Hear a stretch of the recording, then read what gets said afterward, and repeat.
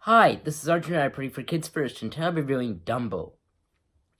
Despite the flair of Tim Burton's direction, Dumbo shows promise, but ultimately just fails to take flight.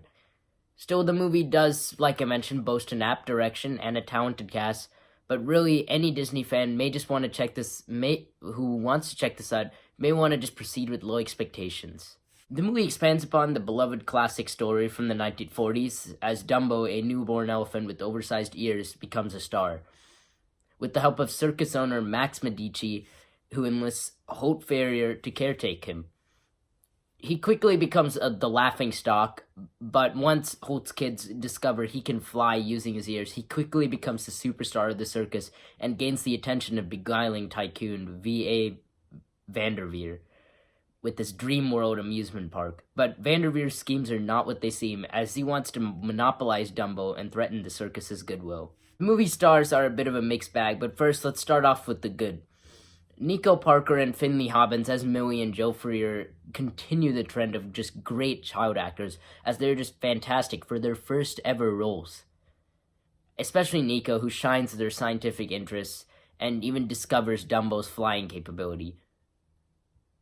Colin Farrell as Holt Farrier shines as their father, and he, with his good-meaning mentality and for the safety of all, and he just remains a good role model for kids. But I will admit his southern accent was a bit jarring at first, but he does grow into it.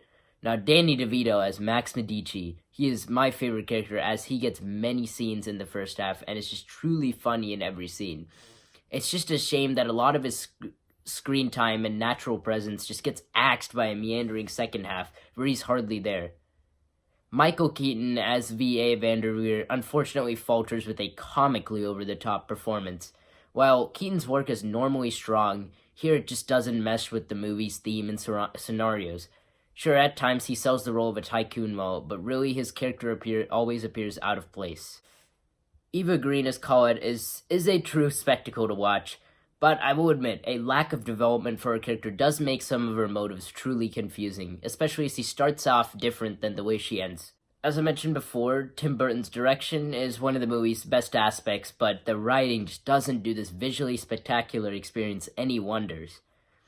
Every scene is well produced, but the movie's pacing is all over the place. And like I mentioned, the experience is very visual, but the special effects were also quite underwhelming at times.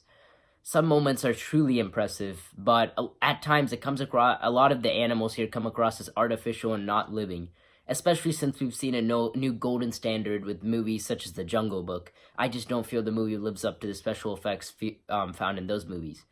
And the movie's second half is not something to behold, as it just meanders into some bizarre territory, primarily due to the unimpressive villain in V.A. Vanderveer. Sure, in spite of this, Dumbo's first flight scene is a very awe-inspiring one, and is definitely my favorite scene. You can definitely feel every character's feeling and the mood in this scene, and Dumbo, just when he flies, it's absolutely spectacular. The movie has a good message, and being different is always not bad, as it can come as a true talent. Sure, it is a bit of an obvious one, but it is a good one, given the whole effects of peer pressure and all of that stuff, and how people look down upon themselves. It is a truly inspiring one when it works in the movie. But due to the movie's multiple flaws, I do have to give this movie a 2.5 out of 5 stars, and recommend it from ages 7 to 18 due to some intense scenes and mild language. This is Arjun N for Kids First. Thanks for watching. Baby of mine.